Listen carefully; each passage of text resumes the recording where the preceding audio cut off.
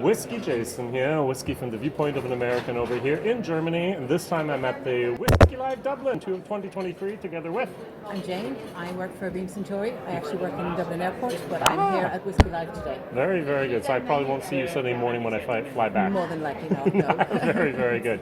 So you have a very, very big portfolio of also Irish whiskey that you sell all over the world. Yes. So we first of all introduce some of your products. Okay, so Beam Suntory is a combination of Jim Beam, which is the American whiskey, and Suntory whiskies, which are Japanese. They merged together in 2014. They then bought over Quebecan, which is our Irish distiller here.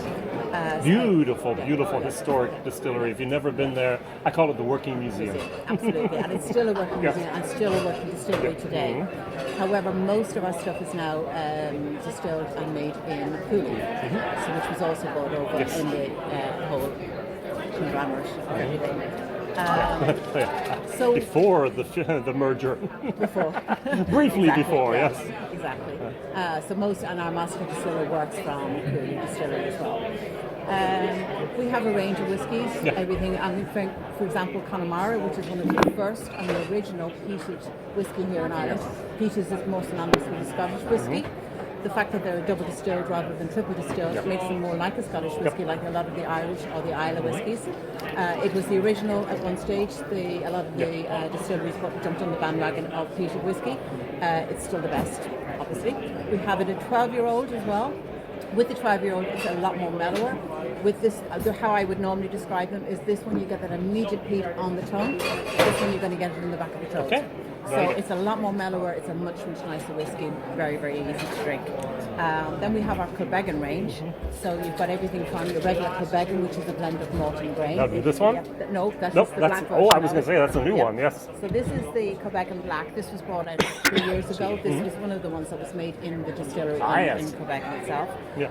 It has been fired over peat, so you get that lovely smoky aroma. Very subtle though, much more subtle than, say, for example, the single malt. It is a blend, as I said. You've got this one here, which is our grain. Now, grain whiskies are usually much lighter, fruitier, sweeter than a malt or a blend. Triple cask, which means which three? So it's finished in Pedro Jimenez Sherry, American bourbon, and then also American oak. Okay. Really, really nice. Each time it's changed barrels, it's going to get that lovely flavour, taking on all the different characters from the barrels.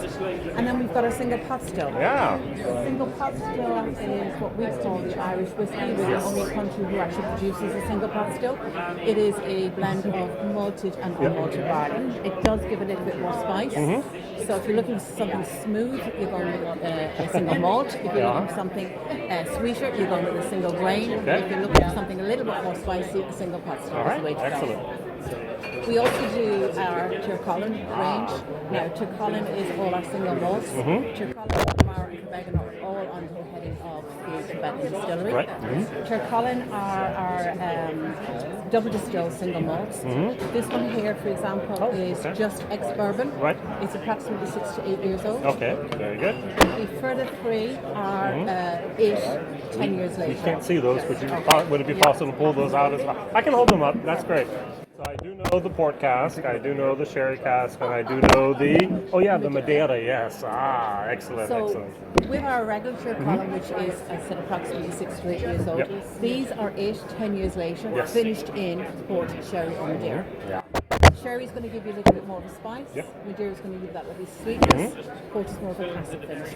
My personal favourite. I love a good full port, but I do like the Madeira as well, I must admit. Absolutely. Very good. A little bit of repackaging here, I think, right, in the last year or so. Tircolin is actually the name of the race. Yes. What was the year? Was it 18? What was it?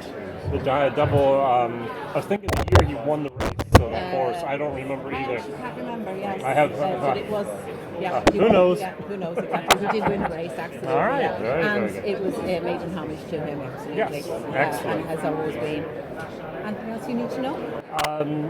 I'm going to ask you the question now as well. Irish whiskey, at the moment it's booming. Yes. What do you expect it to do in the next 5 to 10 years? It's going to continue booming. There's so many new distilleries opening up regularly. It's no longer just the Jameson, the Paris, and the Paddies that everybody around the world knows.